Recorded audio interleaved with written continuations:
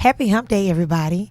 I'm NaKeitha Ross, and I'm here today with the life of the party, Miss Chloe Cook. Hey, Keitha. How you doing? I'm doing fine. How are you? Good. I actually attended, I think, one of your first parties. You probably did, yeah. New Year's Eve party Uh-huh. at the Ayub's house. Yes. Was that one of your first events? Yes, we were working together on that event. Yes, you were there. And it's just amazing just watching. I think it was maybe like 10 years ago. Yeah, about 10 years ago. Just watching. I don't even think I was officially in business then. I was just doing favors for people then. When did you officially go in business? So I went into business roughly 9 years ago in April of 2010. April of 2010. Yeah. And who was your first client? So my first client, I was getting mostly photography gigs. I was taking people's pictures, working hard, $50 an hour. I didn't know what I was doing.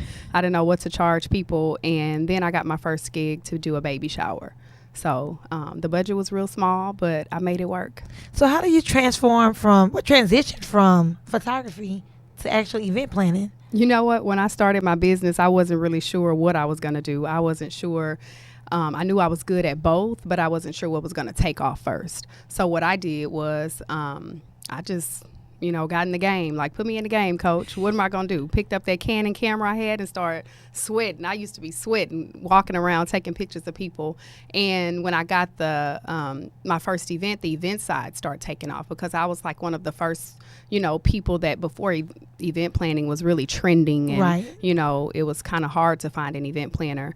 That's when I started. So I kind of got in the game at the right time, Before it got too saturated. Right. But then you did Jada's Sweet 16. I did. And that's when I realized how savvy you were. Thank you. You were so savvy. You create these amazing events. And I've definitely seen her growth since then. 5 years later, she's 21. Yeah. But when I told you the theme, she loved beauty and fashion and everything. And the way you pulled up that party together was amazing. You do amazing work. Thank you. Where does that creative side come from? I've been creative my whole life. I was that kid in school that was always trying to think outside of the box, always going against the norm. And I think it just kind of transitioned with me into my adulthood. It's something that stuck with me. My grandmother's real fashionable. She's real creative. Like, I think people that are into fashion, they're creative because if you can put something together, fashion-wise, you're creative. So maybe I kind of got a little bit of that from her, So now, 9 years later, Chloe Cook, everybody knows who you are in Houston for sure. Mm-hmm. And I mean, across nationwide, you do classes all the time. You just did Cocktails with Chloe. Yes. Last week. So give me a little background on that. So people were coming to me for business advice. They wanted to know how to get started in business. What should they do? Troubleshoot. And not many people want to give you all the game, So I was like, let me create something where I'm getting paid to do it because I feel like, people should, compensate you for your time. And so I started this Cocktails with Chloe class just to help others, build their brand. And I'm real passionate about helping other people.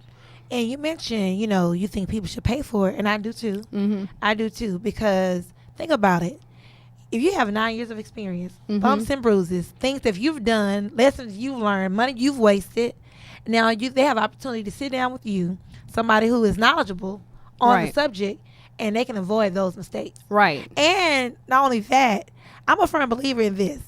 People receive information different when they pay for it. Yeah. They do. When they're vested. When they're vested in it. It's different. And it can be a nominal investment, but something. Right. It has to be something because when there's no investment, there's no attachment. Right. Even if it's $25. Like, exactly. I feel like people take it more, they take it seriously. And they show up differently. Yeah, they do. You show up totally differently, Absolutely. And so when you like they always say, well, why does everybody want to charge for everything? First of all, you don't even know how much money I've invested. Right. Over these years. Yes. That's one thing. And second of all, what's free? Right. Not much. What's free?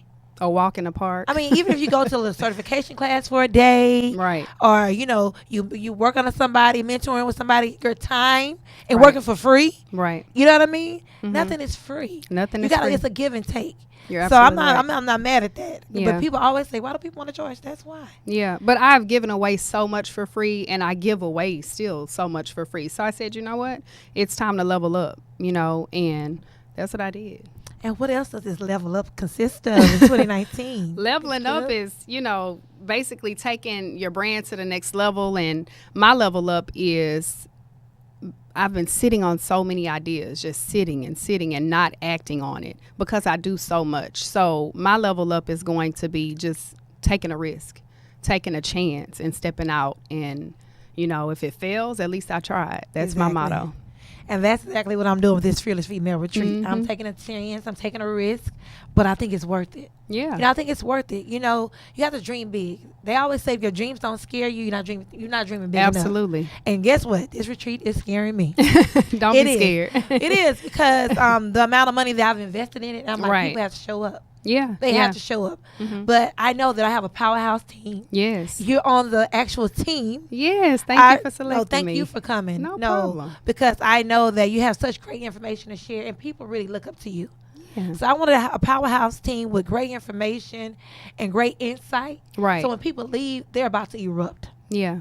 I want them to be so full and so ready to really, really make it happen. And they will be. And the positioning of March, I'm like, by March, people fall off a little bit. Yeah. Whatever you're on, whatever you're excited about in January, by March, we're like, womp, womp, womp, womp. So much for that. I want to fire them back up. Yeah. I want to get them fired up. And I know after this retreat, I want to be able to stay in touch with them because we feel good for that moment. Yeah. But when the moment's over, yeah, who's going to hold you accountable? Who's going to follow up with you? Right. And are you putting your plans into action? That's the key piece. Execution. Yeah. Applying it. Right. And so your topic at the retreat, branding. Branding. And one thing about branding is just not only for entrepreneurs. No. It's for everybody. Yeah. The everyday person can brand themselves. If you're a teacher, you're a different brand at your school if you're artsy. Right. Opposed to somebody who's a little more analytical. Right. So that is your topic, branding. Yeah. Branding. Something I love to talk about too. Well, you're good at it. Thank you. Look at the following.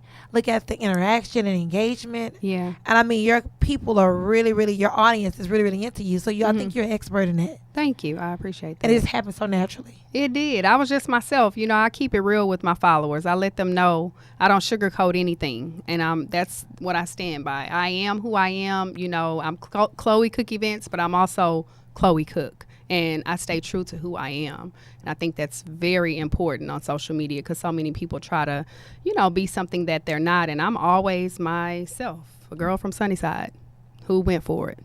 Who went for it? Yep. Who just did it. Just did it.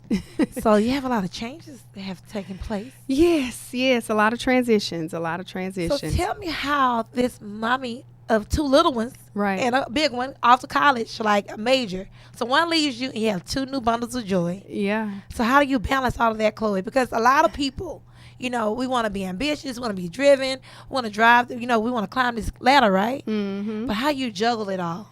It's hard. It's very hard to balance everybody and everything. I have 3 kids, like you said. I have a kid at Morehouse and then I have 2 little ones. But I feel like God's timing is always right. When my son left, I was devastated.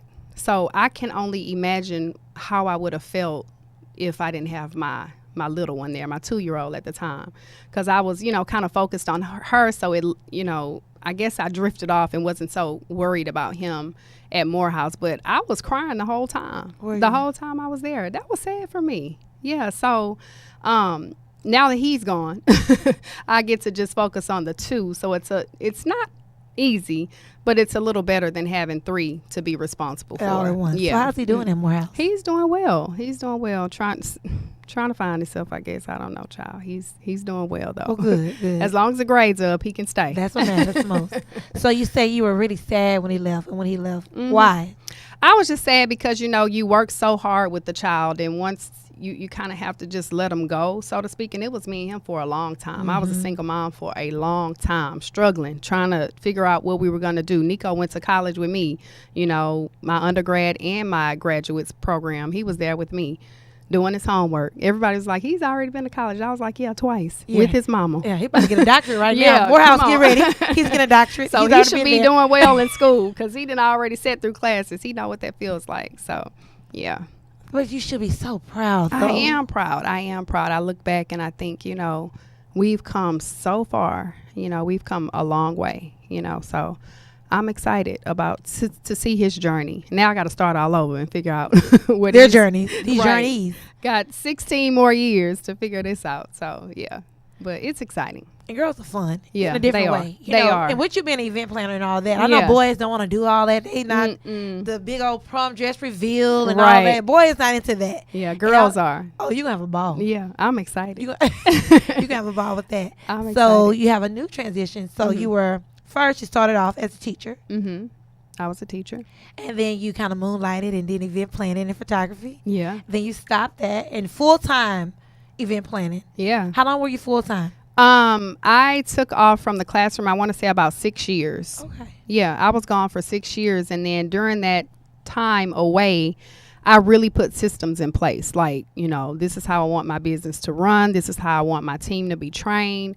And once I had those systems in place, I was just sitting around like, I'm not doing anything Monday through Friday. I'm just working on the weekends. So at that time, I was like, let me find something to do with my time. And I was trying to go back to my old high school because I wanted to do something to give back. I'm a service person. I love service. So went back to my old high school and got a whole salary, child. I was like, thank you, Lord. Fill in the gaps. Yeah. So, I teach reading to ninth graders, and I love it. I absolutely love it.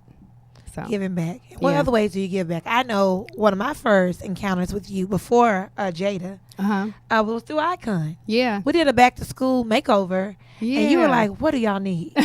Chloe brought the cutest little treats. Yeah. I remember that. It's so sweet just because you knew that we were doing a back to school makeover and you just wanted to make the day brighter. And you really did. And it's the little things that matter. You have such a great attention to detail. Thank you. Thank you. Thank you. And I really know that you do believe in service and giving back. Yeah. And everybody don't have that heart. Yeah. No, I feel like that's why I'm so blessed and God orders my steps and he aligns everything I do because I do give back to others and I try my best to, when I'm blessed, bless somebody else. I think that's important, blessing other people. Pay it forward. Yeah, paying it forward. And he gonna look after you. So your spiritual life, what do you do to stay spiritually grounded? So every morning I have my praise and worship in the car going to work. I have different people that I listen to, from T.D. Jakes to Joel Osteen to John Gray. I try to have my moment with God every day, where I just talk and say, thank you, Lord. Thank you for blessing me with this car. Thank you for blessing me with this house. Thank you for my kids are healthy. I'm not pulled in directions where I have to be in and out of the hospital with them. My family is healthy. I'm healthy, and those things play a major role in my spiritual life, when I'm grateful for all of the things that I have. So with your children, you're young too. How do you balance your work-life balance? What is your support system like? Because that's important. It's hard when you don't have a support system. When you're working in the day, and sometimes you meet with me tonight. Right. On the weekends, you're doing events. So we have a very good support system. We have family members in place that help us with our children. And I have a very supportive spouse. When I say those kids are his world, they are his world. And I'm perfectly fine with that. Like he's older. These are his first children. So, he's in heaven, so to speak. But that plays a major role though. It plays a major role to have a supportive spouse. And I think that's what really helps me. A lot of people are like, how do you do it? And I'm like, it's him. He's the one. Yeah, that's the same thing I say about JJ. Like, he really is present. Yes. So even though I'm not there, they miss mommy. Nobody is mommy, right? Right. But at the same time, it's like, they don't feel abandoned because daddy's there. Like, he's making sure the homework done. He's sending me screenshots of pictures. Baby, what's this? Because I don't know the answer. He's making sure they fed. When I get home, like, he in pajamas ready to give me a hug good night. Right. But it really, really matters to have that support system. Yes. And the lack thereof makes it so hard. Yeah, it's very, very important. Like, when I got off, I'm like, hey, don't forget, I'm doing a podcast today. It's like, okay, we got it. That's all I need to hear. Okay, I got it. So who motivates you? What motivates you? Every time I have an event and it's successful and, not everything runs smoothly. I can't say that. But when things are successful and, I have a sense of accomplishment, I guess. So that's motivating for me. Those moments are very motivating for me when I have that sense of accomplishment. Like, okay, I did this. So the next event won't be stressful at all. You know, if I can get through this, like we done had cakes falling just in the past 30 days. Wedding cakes have fallen to the ground, y'all. Like it's a lot of stuff that I don't share on social media. Fallen to the ground. So I need to know what happened. What was the remedy? We had a cake fall to the ground, like literally fell to the ground right before my eyes. The table collapsed and it fell to the ground. I was speechless. I just froze. I was like, you know what? This cake is on the floor. What do I do? The wedding starts in an hour. We literally had to pick the cake up on the side where it fell and reposition it. And the cake was buttercream. If you know about a buttercream cake, it's not fondant where it's hard. Right. It was buttercream. It was devastating. My heart has never beat that fast before, but we got it. You know, that's the part about being a planner. You got to get it done. You gotta get it done. You got to get it done. And you cannot whip up a wedding cake in an hour. Like, not tears. And and the whole, so on the pictures and everything, I even posted it to my page. It was Tyra and Patrick's wedding. So if you see that video on my page, that cake was in half. Like the whole back was off. Yeah. It was, yeah. But most planners would probably freak out. But, you know, you got to just pick up the pieces and figure it out, you know. And if I had to go pick up a faux cake from a friend, that's why it pays to have good relationships with people, you know, because the first thing I thought was, who can I call to get a faux cake, you know, that matches her color scheme, which is like a cake that most bakers have just sitting up in their bakeries. So I was going to go through my, you know, she was going to have a cake. We were going to figure it out, you know. So we worked it out, though. We worked it out. No, that's a good story. Yeah. Because a lot of times, you know, people don't understand all of the blood, sweat, and tears that goes on behind the scenes. Because it looks so pretty. Your pictures looks great. The pictures look great. You never know. You never know the story behind the story, right? Yeah, one wedding I had, it was like the groom had a grand mal seizure, like during the actual... during the reception, and then shortly after that, his mom fell and slipped on the floor and broke her arm in 2 places. So I was literally at the event, and I had to ride right behind the ambulance, so the bride stayed there, and then she came on later. Their whole wedding night was pretty much ruined. So it's so much goes on. You know, the guests stayed, but the groom had to leave. He was in the hospital. So just imagine, like. That's just 2 stories. Imagine how many stories I have in 9 years. A lot. You know, a lot. A whole lot. A whole lot. A whole lot. So what do you do to just decompress, relax? Me time. So me time, I love wine. I love to drink wine. I love eating out. I think that's like my therapy. And that's why I spend a lot of my money on eating out, and I have to stop. But I stopped using my debit card because I don't even mind accounting to see how ridiculous you know what? it is. That's good. No, see, that's I'm actually shamed. smart. I'm so ashamed. I'm ashamed. Like when I talk to CPAs and stuff, they're like, "Oh my gosh, you spend a lot of money on food," and I do, and it is embarrassing. Oh yeah, because I'm talking about. That's my therapy. Like a lot of people shop, a lot of people do this and that. My thing is, I eat out and I love to drink fine wine. Like I'll go to the restaurant and buy a bottle of wine and splurge on that. And that's my therapy. That's how I unwind. I also love staycations in my city. Like, I love fancy hotels. I'm obsessed with fancy hotels. It's what crazy. About that Post-Togo hotel? Yes, that's my favorite. Yes. It's in first place right now. Yes, it's in first place. Yes, it is. I went in December for a girlfriend's birthday. We stayed. And I was like, I really felt like I was away. I mean, you feel like a celebrity when you stay there. They make you feel... It's the ultimate experience. It is. Yeah. And we had the opportunity to go to Bisu. Oh, wow. So it felt, that felt different. You know, I mean, I was like, okay, Houston, all right. Yeah. Because one thing is about staycations, what I'm learning, because I'm the one who'd rather get on a plane. Because, for instance, I was going to do the Post-Oak. I was going to do the Post-Oak for my birthday, right? I'm like, wait a minute, I can go to Mexico for this? Right. So I don't go to Mexico. But what I did realize about the staycation is, it's a lot of stress in traveling. Getting ready, the checkpoints, making sure, because I'm always about to miss my flight. Right. That's why I have to carry a carry-on, because I barely can check in a bag, because I don't be living right. I be living a life on edge. And so just imagine all that anxiety. So, you know, when you can check in any time of day, and leave when you want to leave in your own time, there is definitely value in staycation. I feel like I get so much accomplished, not just on staycations, but vacations too, because I take my notebook, I'm sitting by the beach, the pool, and I just reflect. You know, I spend a lot of time reflecting, and I think that's real important in, you know, that level up and, you know, going to that next level in business. You got to reflect on where you've been. And, oh, Lord, I've been through it, so you got to reflect on that and know where you want to go and where, the clients you want to attract. I think the first, 1 to 10 years in that period of business, we're so busy going and rushing. Yeah. Trying to stay afloat. Oh, yeah. You know what I mean? Trying to build up the brand, trying to build up the business. Saying no to very little. Yes. Right? Yes. And then you come to a point where, you finally realize, I ain't the shit, but I made it. Yeah. Like, I'm really in a good place. Right. I'm in a really, really good place. I'm in a place where I can finally say no. Right. It feels good to be able to say no. It feels so good. And then to be able to be still, pause, reflect, right, and decompress. It's almost awkward initially because you're so used to going. Yeah. But when you actually get accustomed to it, it's like so many revelations take place in solitude. Yeah. I know for me it does. That's very true. So many revelations, so many aha moments, so many moments of clarity take place when you just be still. That's true. When you just be still.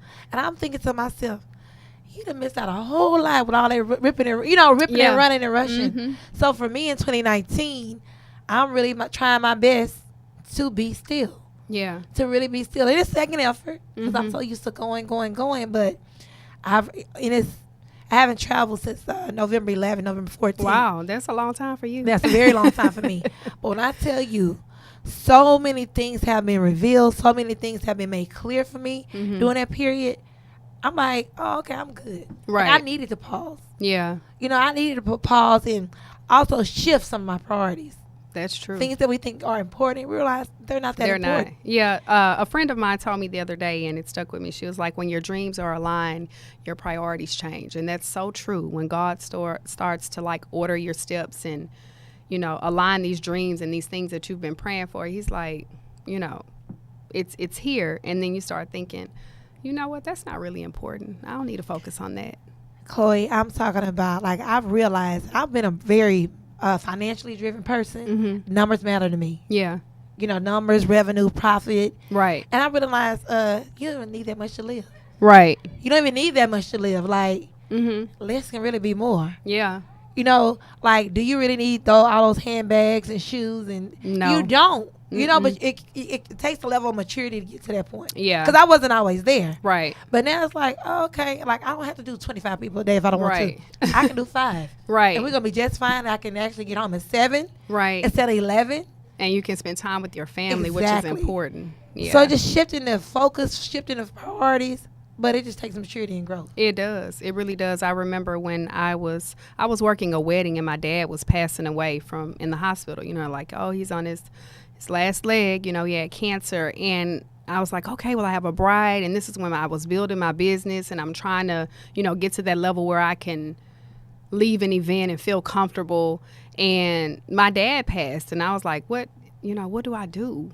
What do I stay? Do I go? And I told my bride, like, after, I was like, you know what, my dad passed the night of your wedding. And she was like, oh my gosh, you could have left, but I didn't. It was hard for me to, I had to decide. But as I think back on it, I was like, had I had some systems in place, I could have been out the door. Like, hey guys, I gotta go. But it was one of my first big weddings, and it was just, I was breaking off into the wedding industry, and it was just kind of, it was a lot of pressure. And you have to make those kind of decisions in an instant in business, too. It's kind of hard. It is. It is. Yeah. Sometimes it's like family or the business. Right. It really comes to those moments. It really does come to those moments at time. Yeah. And it doesn't mean you're a bad parent or a bad family member. Right. And I'm not being insensitive. Even if you leave, you could have stopped it. Yeah. You know what I mean? Right. But we do feel that guilt, like we should have been there. Yeah, it's a lot of guilt. It's a lot of guilt. It's a lot of guilt. It's a lot of guilt, that we feel. Yeah. And so those things come with entrepreneurship and balancing being a girl boss and being a mom. That role is real. It is so real. It's the so switching real. of the hats, and sometimes they collide. Yeah. And that mom guilt, I have it right now. I'm like, ooh, I should be at home with my kids. Like it's a lot. Mommy guilt and family guilt is. I don't get to go to everybody's celebrations. I don't get to do a lot of the things I need to do because when y'all are celebrating, I'm helping my clients celebrate or setting up an event. So it's always a struggle. So. Always a struggle. It is. It is. So what needs to happen this year in order for you to consider this year a success? So what needs to happen this year? I'm actually, Helena, she's speaking at the Fearless Female Conference. Yes. What she's speaking on? Self-care? Or Yes, basically. The basics. basics, yeah. Self-care. So I met her. We had apparently we crossed paths before, but I met her recently at an event, and it was at my client's baby shower. And so she was there, and I needed a pen. And, she was like, I got a pen. And so I sat next to her at the table. And so she and I started talking, and it's so funny that you never know how the person sitting right next to you can bless your life, and that girl gave me so much game. I was like, you are such a blessing to me. She's younger than me. Most people think because you older, you know everything. Helena That is a powerhouse, is wealth a powerhouse. of knowledge. I mean, and when she breaks it down, and she breaks down that Bible like a prophet. Yes. Like a deaconess. She blessed my life. She has that effect. Yeah. And what happened with Helena and myself, we were talking just on social media. Hey, girl, you cute. Then we started getting in the DM. See? And then we were like, we got to go meet up. And we met up one night. We met up at Morton's for the first time. Uh-huh. Not, knowing each other. Not being Yeah. at an event. We stayed at the bar 3.5 hours. Yeah. She's so easy to talk to. She is. And It's so genuine. I brought her up because I've been wanting to write a book for so many years. Like, I have a book just sitting in my head that I haven't put on paper. And we started talking, and she was telling me she had written a book, and I was like, gosh, I want to write a book. And she was like, you can. This is what you need to do, A, B, C, and D. People don't give you the game like that. So I fell in love with her. I was like, she is everything. So she's actually one of my accountability partners for this year. Helena. Yes. And so she's holding me accountable. Like, she's like, have you outlined your chapters? Have you written? How many pages have you written? Like, she literally stays on me. So Helena. thank you, Helena, for everything. Thank you. Well, Yeah. Helena and Chloe will be at the Fearless Friday. Yes, we will be. January 25th. It's going to be a night of being awesome, being bold, and being connected. Yes. A perfect networking opportunity. But not only that, we want to motivate you. We want to inspire you. We want you to dream big. Mm-hmm. But not only dream big, fulfill that mission. Next Friday, join us. Chloe Cook, NaKeitha Ross, Helena Collins, and many more guests will be there that evening. Just sharing some girl power. Yeah. Being fearless females that we are. Absolutely. And just denouncing fear and living our best life. I'm so excited for the retreat. Like, I cannot wait. Oh, it's like my wedding. Uh-huh. I'm like it's a like your bride big to be. production. Yes, it is. I told Jada, I said, I got married so young, and even though I had a wedding and bridesmaids. Yeah. Well, come on, let's just do a vow renewal at the retreat. Man, we're gonna do one 2 more years, 25 years. We're gonna do one 2 more years. So, I was like, but this is such a big deal to me. Like, this, that, all the details. I'm so looking forward to it, and I know it's going to be amazing. It will be. I know it's going to be amazing. You have an awesome panel. Awesome. The energy, though. Yeah. Just the energy when we do our conference calls. I'm like, wait a minute. Yeah. They fired up like me. Oh, everybody. Yeah, we're going to be all right. Yeah. We're going to be all right. Chloe, thank you so much for your time. Thank you for having me. Thank I you for appreciate coming. it. Thank you. And I mean, this is the beginning. Yeah, it's only the beginning. Only the beginning. I'm excited for March 23rd. March 23rd. Through the 25th, yes. You can visit us online at www.thefearlessfemale.org and find out more about the retreat and more about Fearless Friday. I'm NaKeitha Ross. Until next time, good night.